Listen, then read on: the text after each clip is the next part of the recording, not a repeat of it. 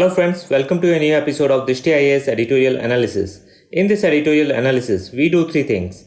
First of all, we link the editorial to the UPSC syllabus. Secondly, we try to understand the key points of the editorial. And thirdly, if any key concepts have come in the editorial and are important from exam point of view, we also discuss that. So let us begin today's editorial analysis. Dear viewer, this video is available in Hindi as well. If you wish to watch it, please visit our Hindi YouTube channel, Drishti IAS. For your convenience, the link for this video in Hindi has been provided in the description below.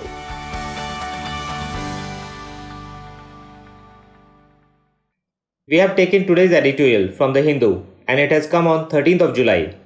The title of the editorial is Sure Power and it says that India's solar strategy should look at tapping the best globally to make locally. Now let us look at its linkage with the syllabus.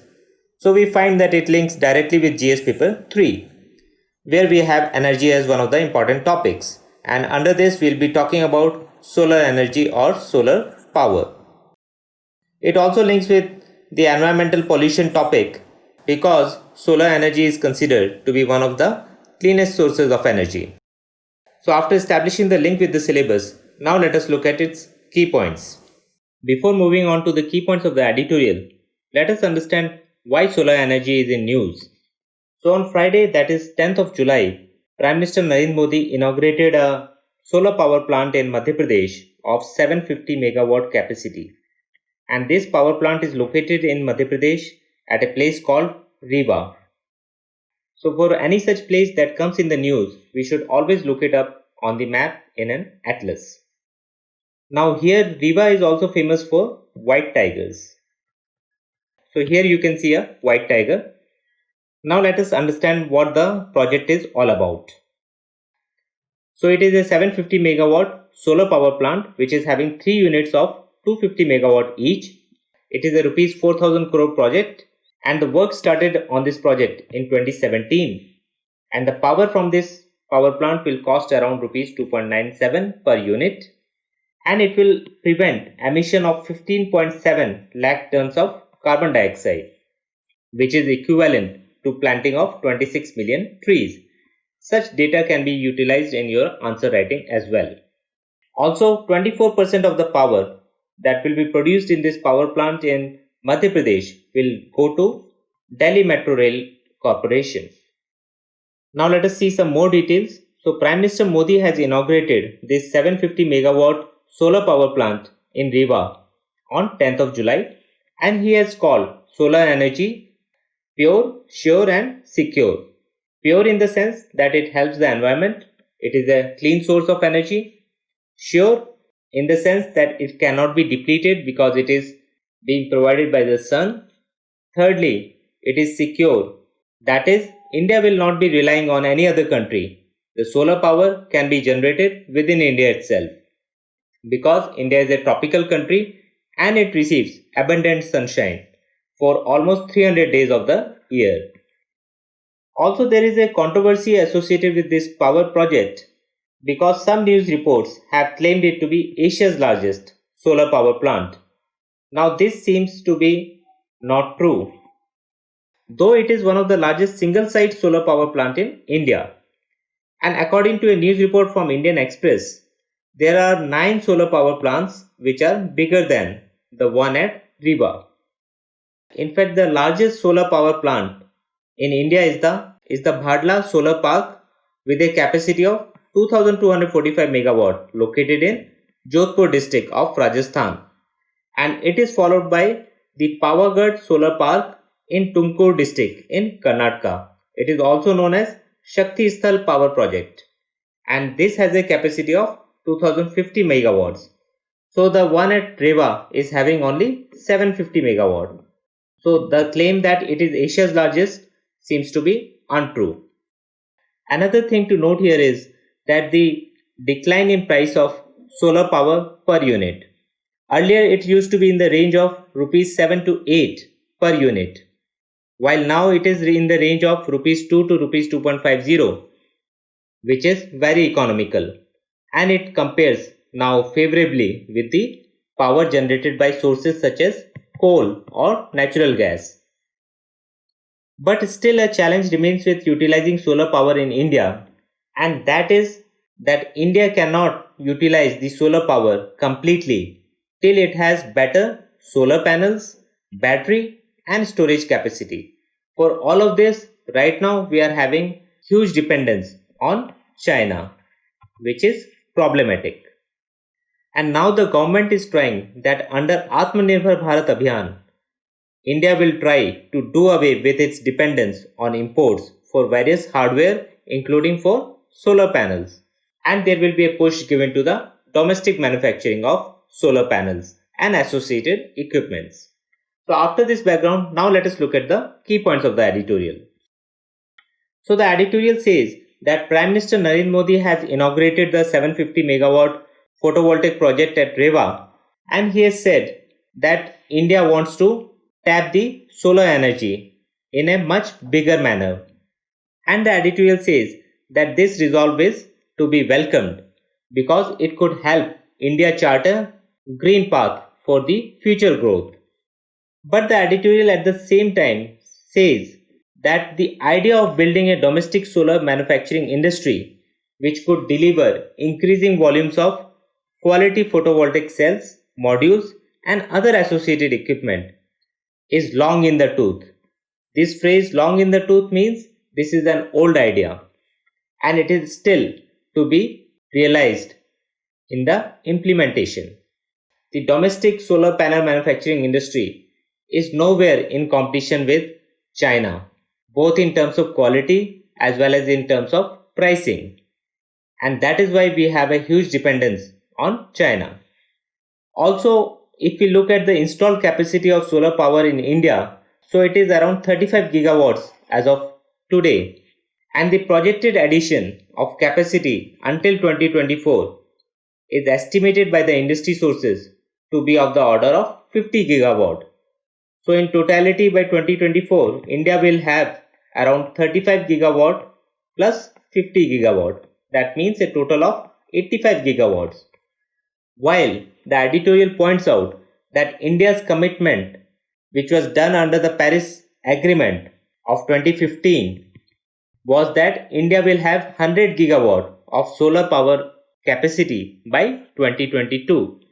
So India will miss that target, both in terms of capacity addition as well as in terms of the time duration, because by 2022 India cannot achieve this 100 gigawatt goal. The editorial also points out two major challenges for domestic solar panel industry. So the first one is that there is low domestic cell manufacturing capacity at 3.1 gigawatt if we look at the 2019 data. And secondly, there is heavy reliance on China.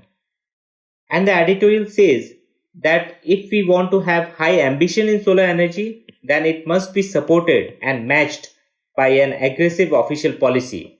And the editorial here gives the example of China. And it says that the Chinese story of steady rise from insignificant manufacturing capability in the 1990s to virtual dominance has been achieved through the following steps. First of all, the Chinese domestic industry received active government support in identifying and acquiring top technologies globally.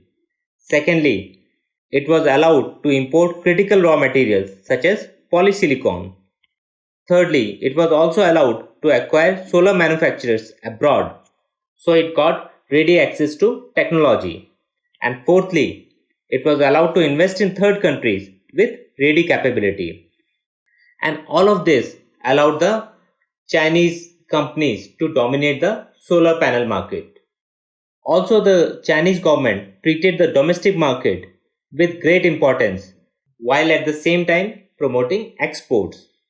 Sometimes in India, the tendency is that while supporting the exports, the domestic industry is totally left to itself without any government support or facilitation, and which kills the domestic industry.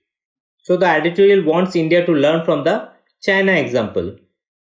Also, the editorial says that the pandemic now presents a critical opportunity for India to plan a green deal on the lines of what the EU is trying to do.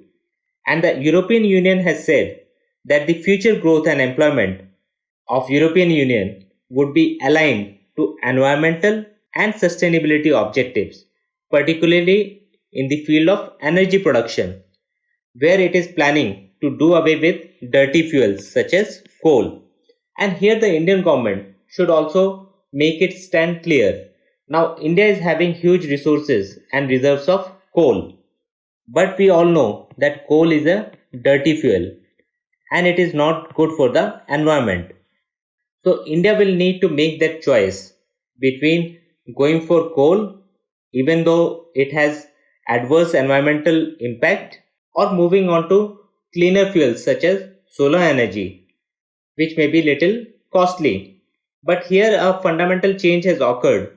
The solar power has been able to achieve grid parity, where the per unit cost of solar power has decreased from rupees 7 to 8 per unit to now rupees 2.5 to 2.9 per unit, which is very much comparable with power generated from coal or from natural gas. Also, the editorial says that it is a good time to make solar energy a strategic sector and giving it as much importance as the defense sector. Also, India should take the lead in promoting the use of solar energy in the low and middle income countries which have joined it in the International Solar Alliance. And this will allow the domestic Indian manufacturing to tap markets in these low and middle income countries, as well as helping these middle and low income countries to switch to cleaner alternative of solar energy. But for this, the key requirements will be integrated policy in the field of solar energy, which has to be supported both by the central government as well as by the states. Also, the industry must get help to set up facilities and avail low cost financing, which will help these industries to invest in intellectual property and do research and development.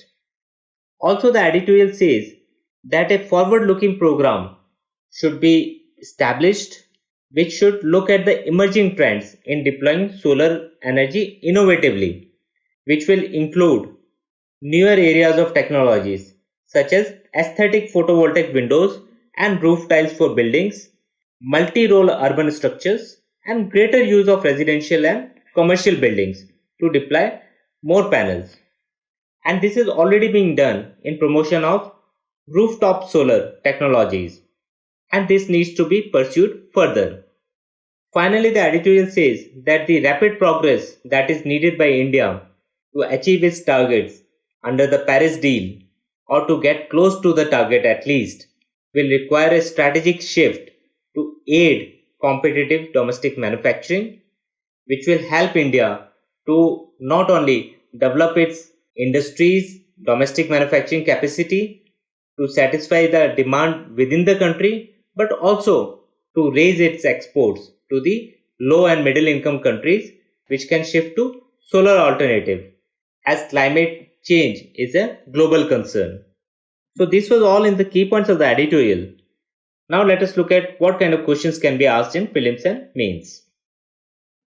So in prelims, the question can be asked about this particular Reva solar power plant and its capacity we should be knowing, where is it located exactly, that we should be knowing. And here we should also be clear about the largest solar power project in India, and which is the one located in Jodhpur, Rajasthan, the Bhadla Solar Power Park. Also, questions can be asked on solar energy, and here we should be clear about the two technologies which are generally used for producing solar energy. One is the solar photovoltaic and the other is the solar thermal. In solar photovoltaic, there are solar cells which convert the solar radiation into electricity. And in solar thermal, what we are doing is we concentrate the solar energy that is coming from the sun by use of mirrors, and then we heat water to generate steam, which is then utilized for producing electricity or for other uses. Also, we should be clear about India and the installed capacity of solar power. What is the target under Paris deal? Also about International Solar Alliance, its headquarters, which is located in Gurgaon. All these things should be clear to us. Also that International Solar Alliance is open to countries which fall under Tropic of Cancer to Tropic of Capricorn. And in mains, the question can be asked on renewable energy, especially about solar energy. What are its advantages? What are its disadvantages? Then another question can be on how India can harness the potential of solar energy. What are the opportunities and the challenges? So this was all in today's editorial analysis. We'll see you next time with another editorial. Thank you.